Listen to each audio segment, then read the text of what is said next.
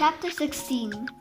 Mr. Pack's shiny old Buick slowed down as it passed Sara. She waved at Mr. and Mrs. Pack, and they smiled and waved back. Sara remembered her father's comment about their elderly neighbors. Those old Jesus are just alike. They even seem to look alike, her mother had added. Sara pondered. They are very much alike, Sara thought back over the time she had known these neighbors. These are both as neat as a button, her mother had noticed right from the beginning. Mr. Pack's car was always the shiniest in town. He must wash it every day, Sara's father had groaned, not appreciating the contrast that Mr. Pack's always clean car struck with his own, usually dirty one. Mr. Pack's summer lawn and gardens were always trimmed and planted to perfection, and Mrs. Pack was every bit as tidy as her husband. Sara didn't have much opportunity to be inside their house, but on the rare occasion that she had run an errand for her mother that had taken her inside, Sara was always impressed with the house. Always tidy and clean, never even one thing out of place. The law of attraction, Sara concluded. Sara's brother Jason and his rambunctious friend Billy sped by Sara on the bicycles, each coming as close to Sara as possible without actually bumping her. "Hey Sara, better watch where you're going," Jason chided. Sara could hear them laughing as they raced down the road. "Brat," Sara thought as she reclaimed her place back on the roadway. Irritated that she had scrambled to get out of the way. "They were made for each other," Sara grumbled. "They take such delight in making trouble." Sara stopped dead in her tracks. "Birds of a feather." Sara brightened. "They are birds of a feather. This is the law of attraction. And everyone and everything in the universe is affected by it." Sara remembered Solomon's words. The next day, Sara spent as much time as possible looking for evidence of the law of attraction. "It's everywhere," Sara concluded, as she observed adults, children, and teenagers moving about her town. Sara stopped at Hoyt's store, a sort of general store right in the middle of the town and only slightly out of Sara's way to school. She bought a new eraser to replace the one someone had borrowed yesterday and had not returned, and a candy bar to eat after lunch. Sara had always liked coming to this store. It always felt good. The store was owned by 3 cheerful men who were always ready and willing to play with whoever walked into the store. It was always a very busy place, since it was the only grocery store in town. But even when the lines were long, these 3 men managed to joke and kid with anyone who was willing to play along. "How's it going, kiddo?" the taller of the 3 quipped at Sara. His enthusiasm startled Sara a bit. They had never played much with Sara, which had always suited Sara just fine. But today, they clearly intended to make Sara part of their fun. "It's going fine," Sara replied boldly. "Well, that's what I'd like to hear. Which are you going to eat first, the candy bar or the eraser?" "I thought I'd eat the candy bar first. I'll save the eraser for dessert." Sara grinned back at him. Mr. Hoyt laughed hard. Sara had truly taken him off guard with her quick humor. Sara's clever reply had surprised Sara too. "Well, you have a good day, sweetheart. Keep having fun." Sara felt wonderful as she walked back out onto Main Street. Birds of a feather, Sara pondered. The law of attraction. It's everywhere. What a beautiful day. Sara appreciated just leaning back, looking upward at the bright blue sky on this exceptionally warm winter day.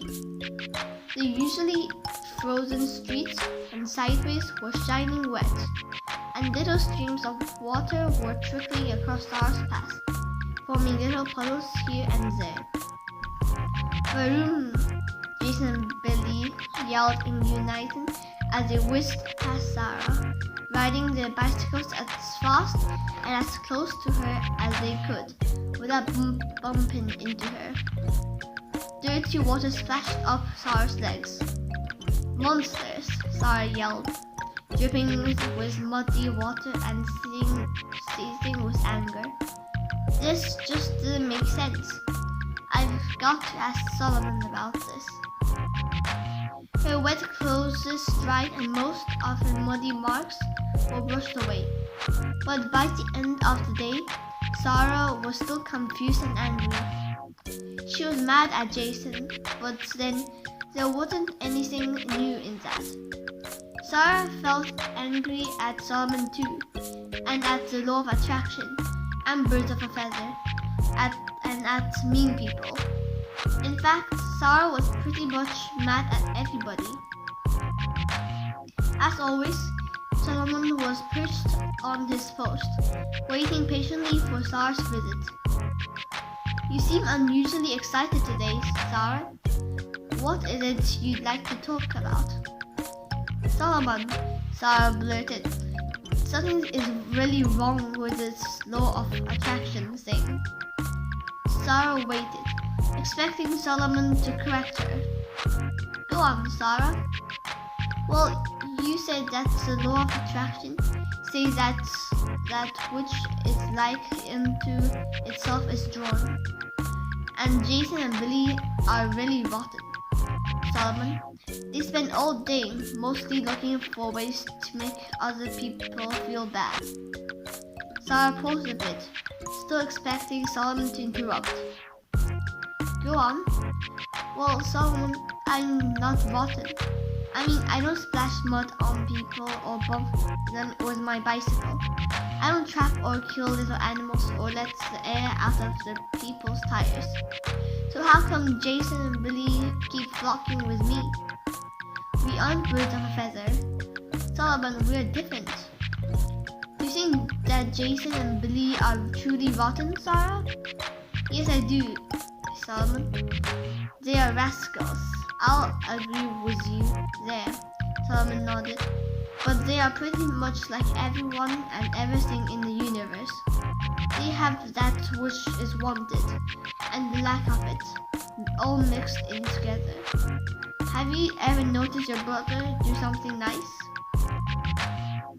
Well, yes, I guess, but hardly ever, Sara stammered. I'd have to think about that. But Solomon, I still don't get it. Why do they keep bothering me? I don't bother them.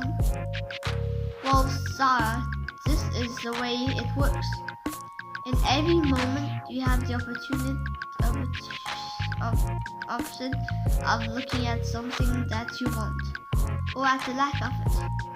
When you're looking at something you want, just by observing it, you begin to vibrate as it is.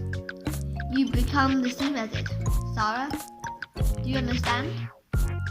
You mean that just by watching someone who's rotten and rotten too?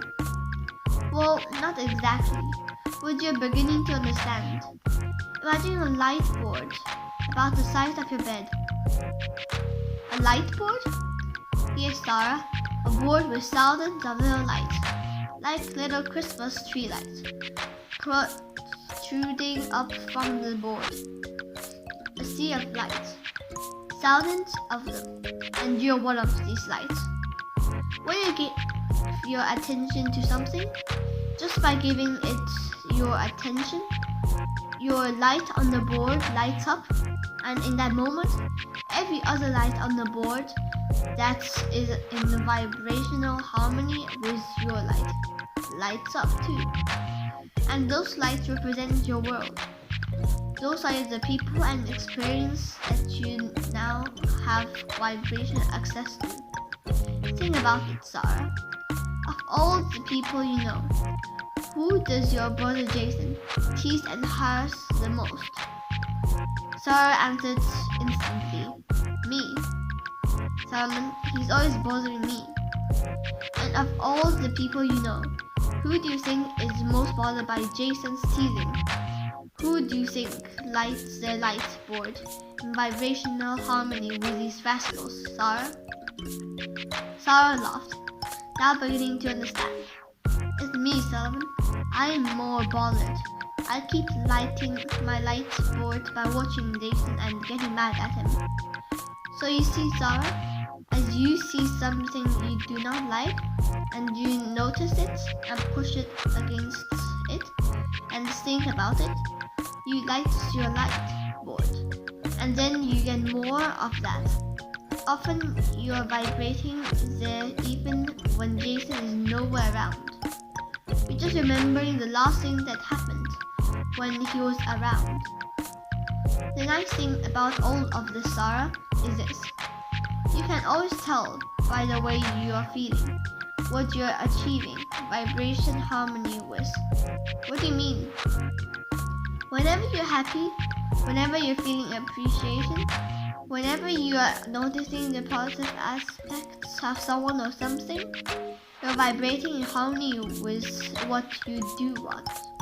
But whenever you feel angry or fearful, whenever you feel guilty or disappointed, you're in that very moment achieving harmony with what you don't want. Every single time, Solomon? Yes, every time. You can always trust the way you feel. It's your guidance system. Ponder this, Sarah. In the next few days, as you are observing those around you, pay particularly attention to the way you're feeling. Show yourself, Sarah, what you are achieving vibrational harmony with. Okay, Solomon, I'll try, but this is pretty tricky. You know, this may take a lot of practice. Agreed. It's nice that there are so many others around you to give you an opportunity to practice. Have fun with this. And with that, Solomon was up and away. Easy for you to say, Solomon. Sarah thought. You get to choose who you spend time with. You're not stuck in school with Lynn and Tommy. You don't have to live with Jason. Then, as clearly as if Solomon were sitting right there speaking directly into Sarah's ears, she heard, when your happiness depends on what somebody else does or does not, you're trapped. Because you cannot control what they think or what they do. You will discover a true liberation, a freedom beyond your wildest dreams. When you discover that your joy does not depend on anyone else, your joy only depends on what you choose to give your attention to.